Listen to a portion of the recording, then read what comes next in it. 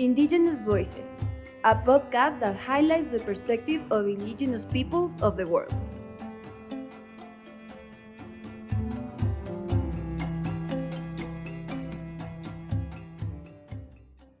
Welcome to the 8th episode of Indigenous Voices, a podcast produced by the FSC Indigenous Foundation. Today we are joined by Derik Frederiksen, the United States Director of the FSC, who will share with us his experience and motivations behind the development of nature-based solutions that contribute to conservation and indigenous communities. In this chapter, we will also discuss some of the lessons about successful indigenous enterprises that Derik has managed to systematize during his professional career. Derik belongs to the Tsm'syen Nation of Southeast Alaska and British Columbia. Derik is professionally committed to forest conservation and the promotion of Indigenous Peoples' rights. He's a graduate of Yale School of Forestry and Environmental Studies at the University of Washington's College of Forest Resources. Derik has spent a large part of his career with Sealaska, the Southeast Alaska Native Corporation. He founded Sealaska Environmental Services and most recently was vice president of the company. He is currently director of the FSC in the United States.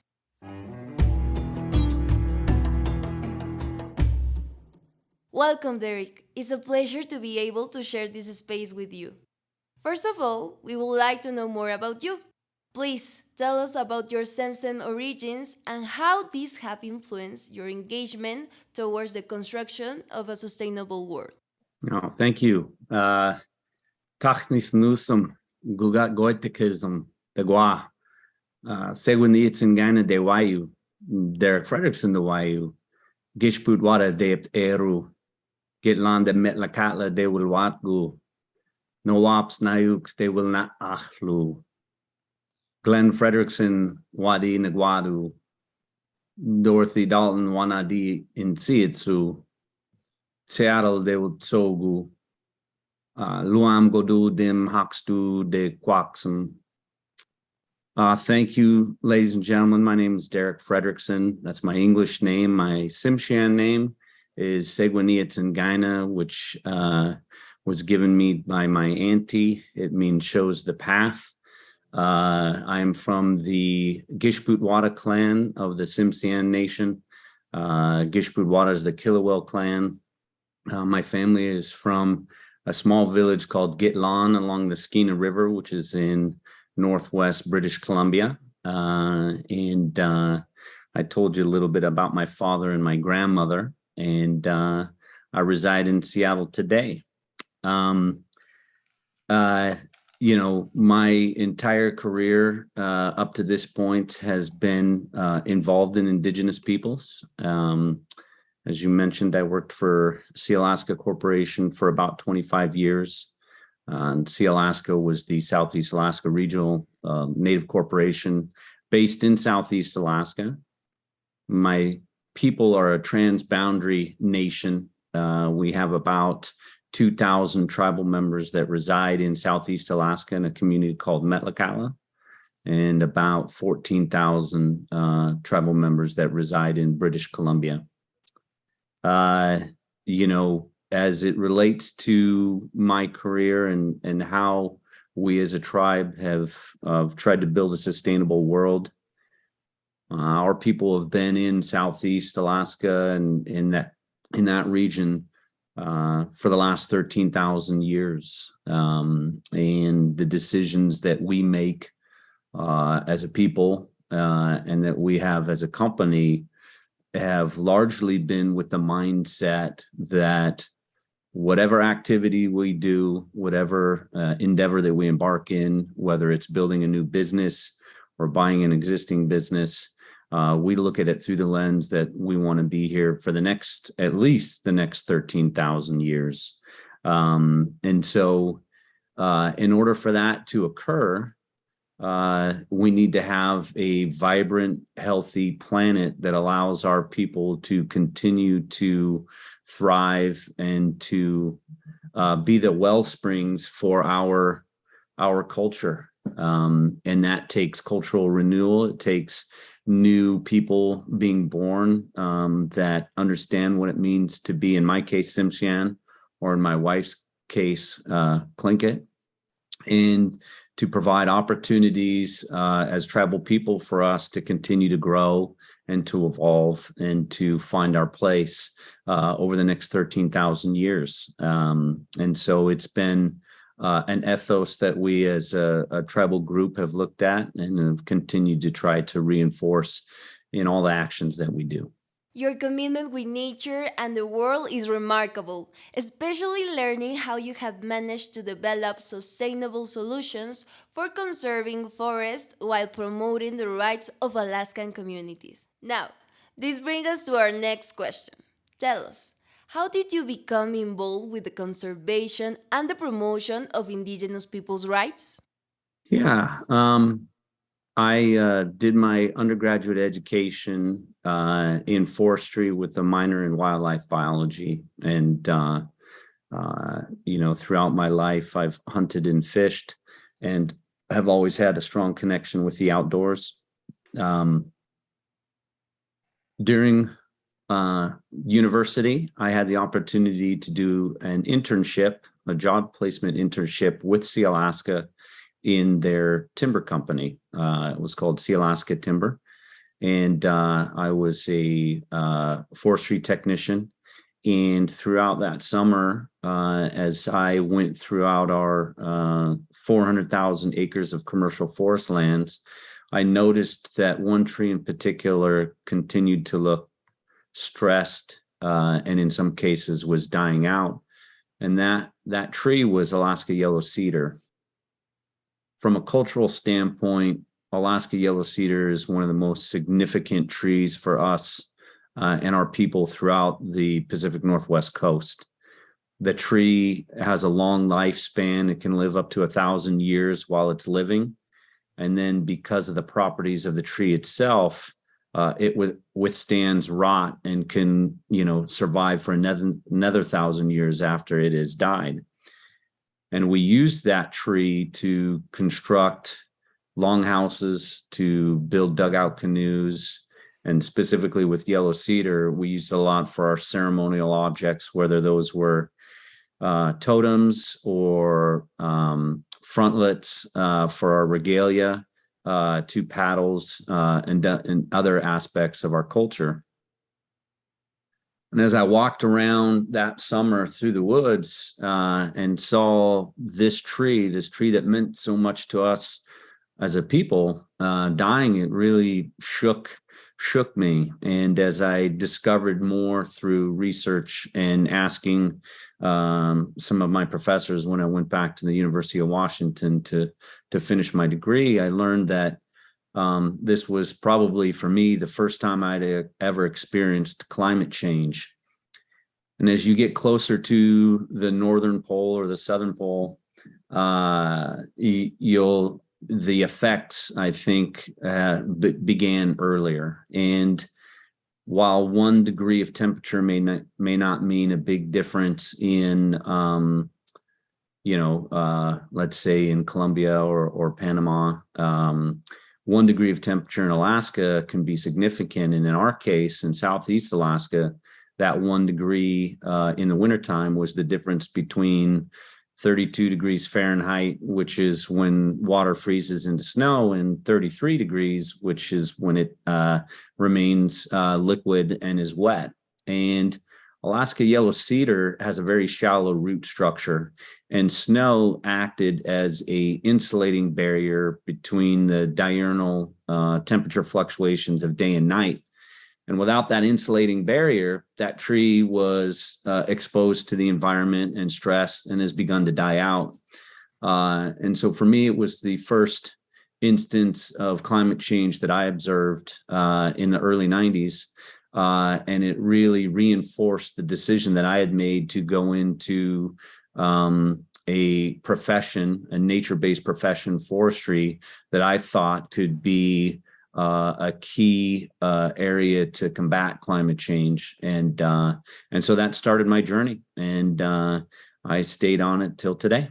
Thank you for that story. Your professional trajectory deserves recognition and, above all, about the motivations that have led you to undertake great successful initiatives, such as the growth of Sealaska and Sealaska Environmental Services.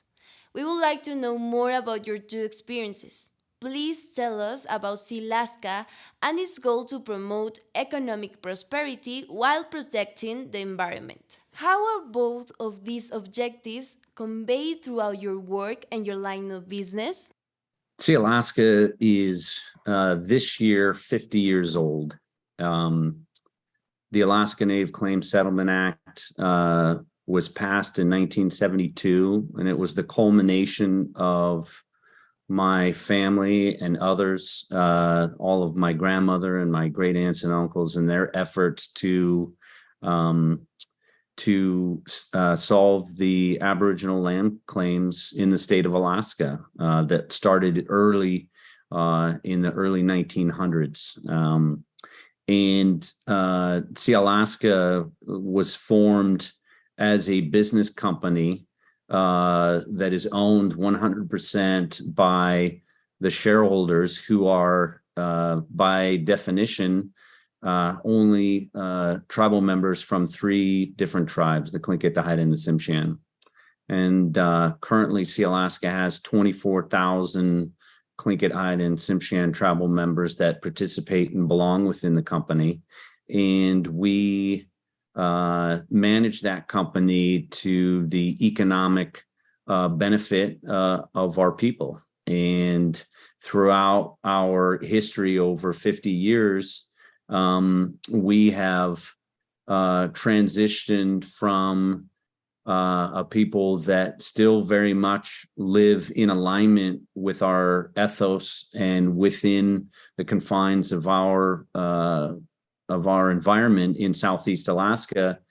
But now we have done it in a way where we can not only positively reinforce our activities from an impact to nature standpoint, but we can do that while also being economically prosperous. But that took some time.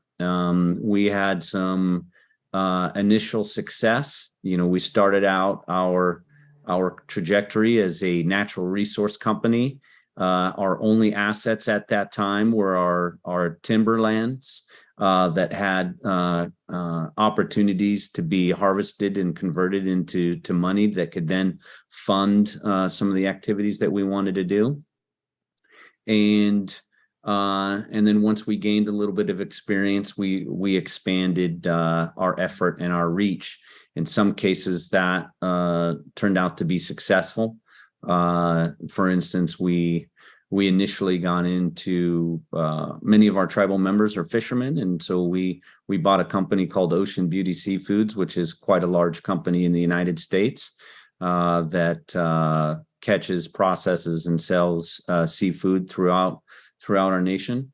And then in some instances, we failed miserably. We bought a plastics company that were making plastic parts for computers and for automobiles. And it took us some time to realize that plastic finds itself back into the ocean in many forms. And that was impacting the fish, which was impacting us as people that continued to fish and subsist off of the 5 different runs of Pacific salmon and other species that we catch as people. And so through a variety of different activities over 50 years, we had a lot of lessons learned, and it's brought us to today. And I think we are one of the more successful Alaska Native corporations in the state of Alaska. We grew Sealaska from inception 50 years ago to about a $750 million annual revenue company per year that supports a variety of activities that help us as Native people. With regards to Sealaska Environmental Services, 20 years ago, we realized we wanted to diversify from being solely a natural resource company to trying to find additional ways to bring in income into our people while also providing opportunities for education, workforce development and experience, and to broaden our network as corporate or as tribal people.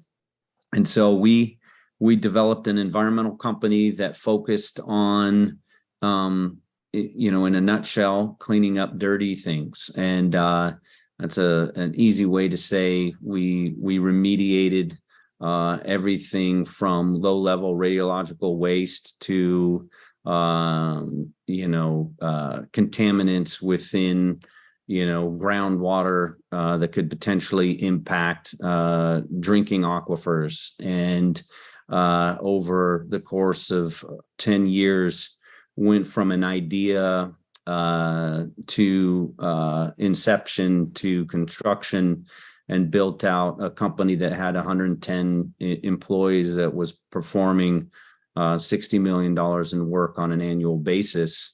And that provided, a roadmap for Sealaska to replicate and to look at other professional services that it may and could offer. And so from Sealaska Environmental, we built several other companies in the construction space, some of them that were building vertical buildings, other of them that were doing horizontal civil services like building bridges and levees and dikes and dams and things of that nature, to software application companies that were building bespoke software for companies like Cisco and others, or providing data analytics to provide insight into different issues and problems for federal clients within the United States. And so we used Sealaska Environmental Services as a test bed and then a roadmap for us to continue to grow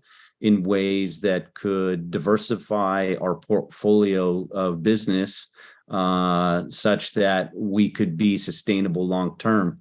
Anytime you have all your eggs in one basket, like we did when we initially started out, primarily as a timber company, you are very exposed to issues within that industry in particular. And timber is a commodity market, and at times the price fluctuates. And when the prices were down, it impacted us as a company that was trying to positively impact our Native people. So, a lot of different opportunities there, but it was a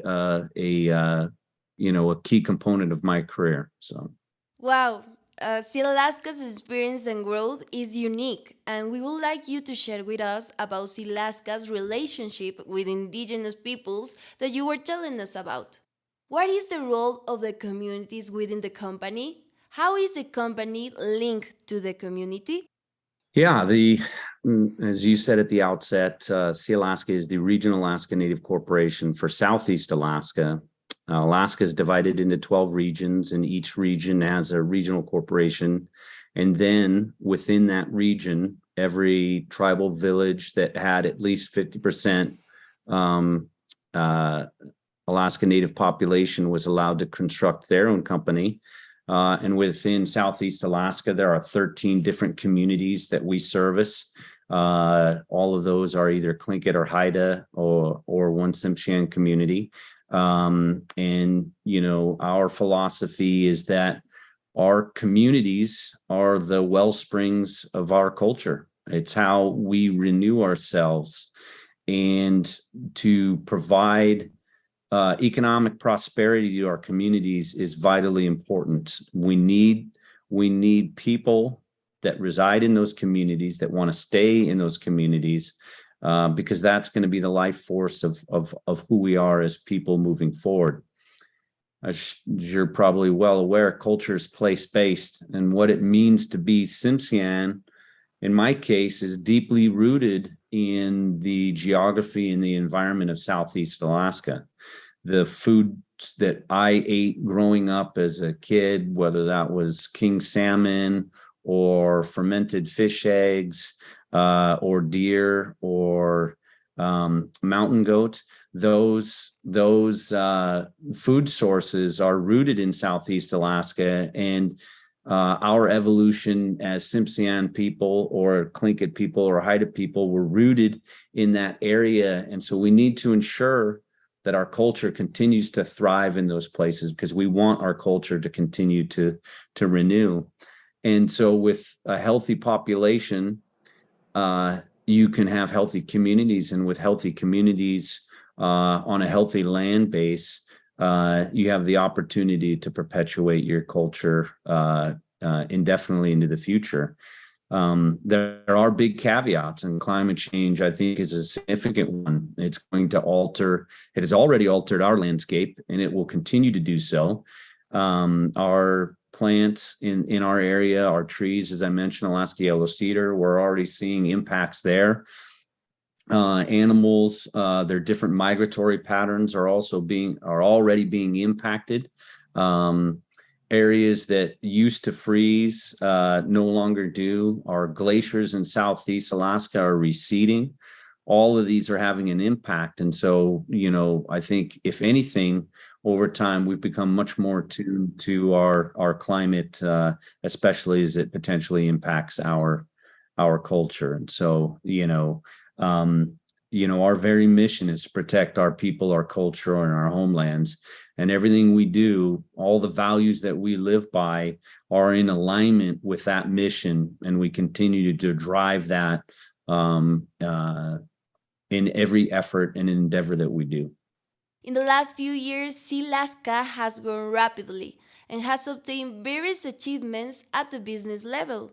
Could you describe to us the main challenges you encounter and the main lessons you have learned so as to support other Indigenous business? Yeah. As I mentioned, Sealaska is 50 years old as of this year. And there's been a significant amount of lessons learned throughout our history. I would say two of the larger challenges that we've had have been, how do we educate our population and provide them the experiences necessary such that they can use that education and that experience to help guide our people into the future.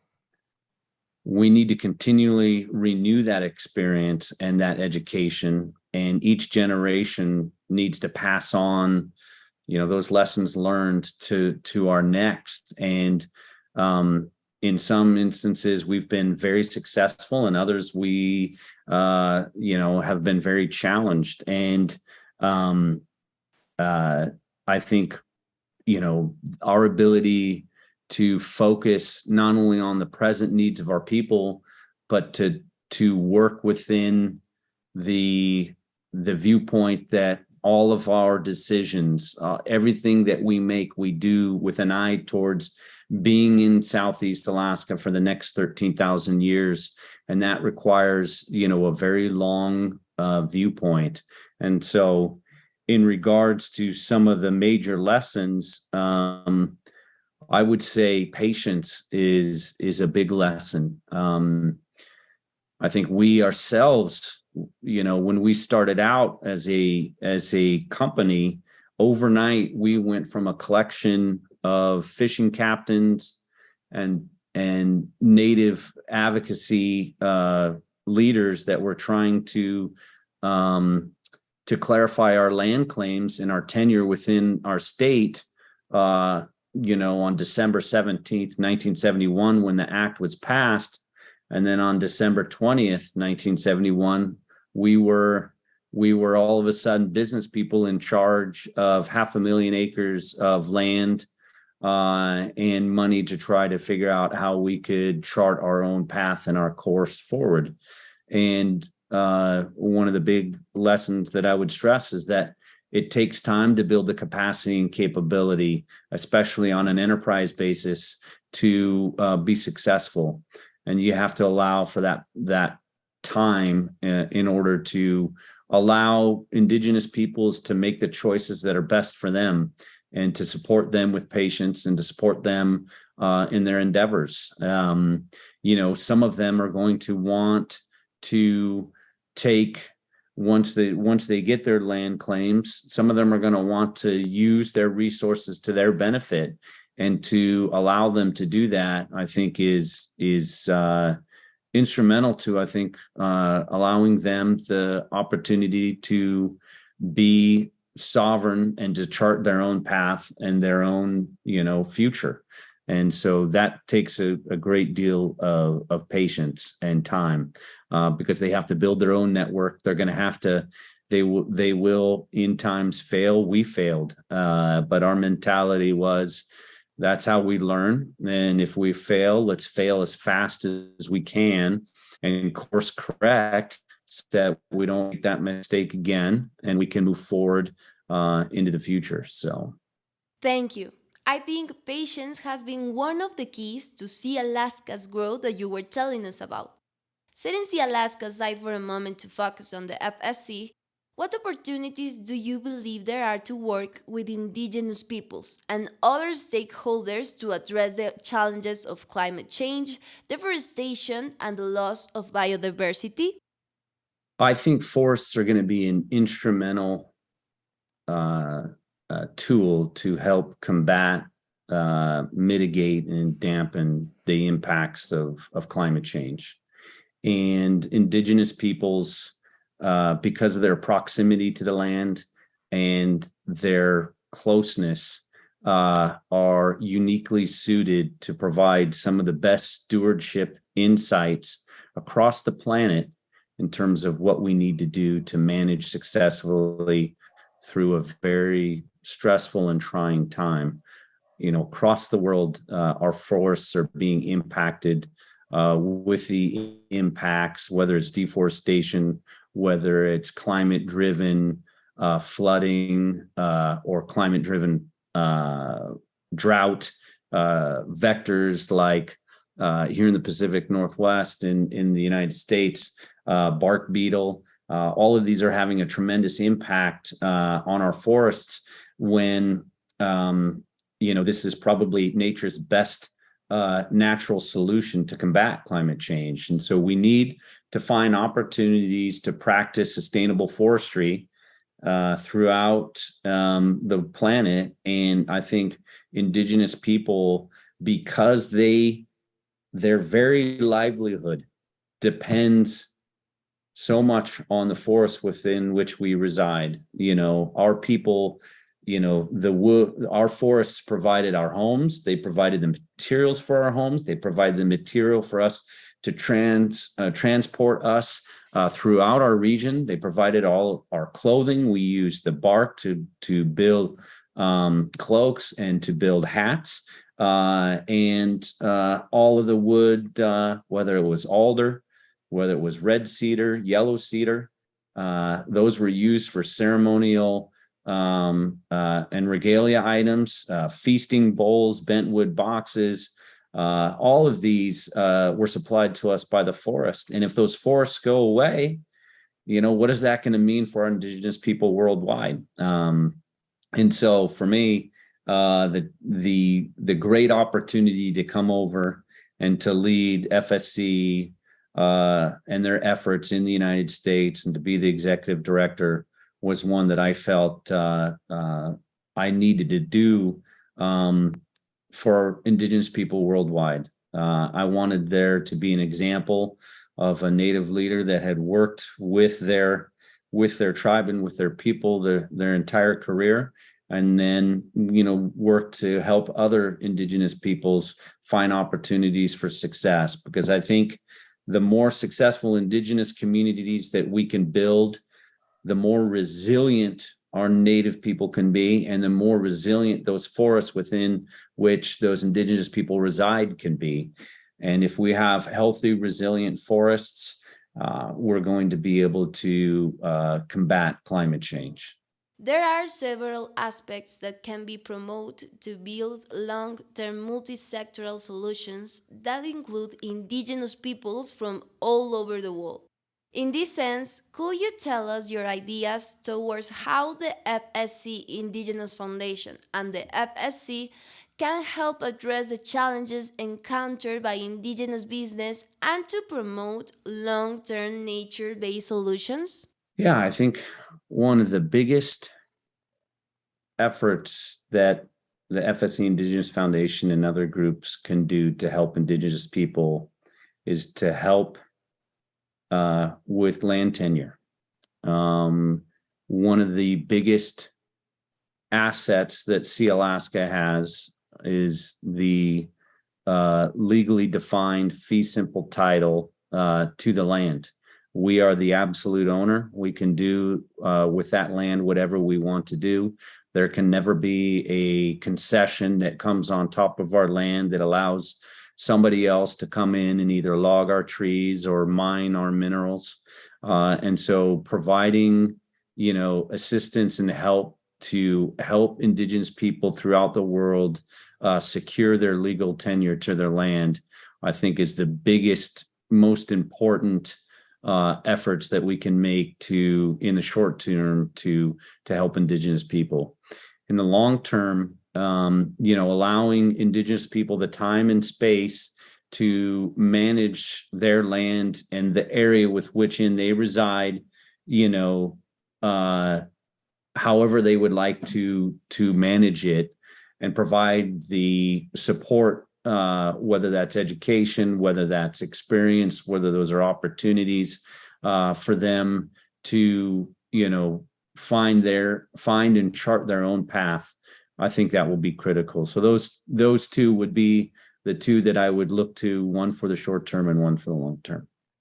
Finally, what do you think is the importance of having more Indigenous leaders in charge of companies, foundations, and initiatives such as the FSC in order to build a more sustainable future? Any successful endeavor, I think, requires, a diversity of thought and a diversity of experience. Whether I'm building a team to look at a specific challenge, or whether I'm constructing a company or buying a company, I'm going to look for teams that have diversity of thought, diversity of experience, and that can be anything from geographic diversity to gender diversity to ethnic diversity. And it's through that complexity and that diversity that you'll derive unique perspective and experiences. And those unique perspectives, I think, provide an incredible amount of strength to any organization. And when you don't have that perspective, when you don't have that diversity of thought and experience, you can really insulate and expose yourself to risk that you may or may not be able to think about solely on your own with your own unique perspective and experience. And so I think Indigenous people, because of their proximity to the land and because of their recent ethos of living within that land and trying to sustain that landscape for their people, they provide a perspective that very few throughout the planet can provide. And to get that perspective of what it means to live and survive and thrive within a landscape, and how that knowledge can help chart your path forward in the future, is just critical. And so I think organizations throughout the planet would help themselves immensely by bringing on additional Indigenous capacity within their leadership teams and within their strategic and thought processes. Thank you very much, Derik, for sharing with us these few minutes and to get us a closer approach to the nature based solutions that contribute to conservation and Indigenous communities. My pleasure. Thank you. Toik Shudnusum.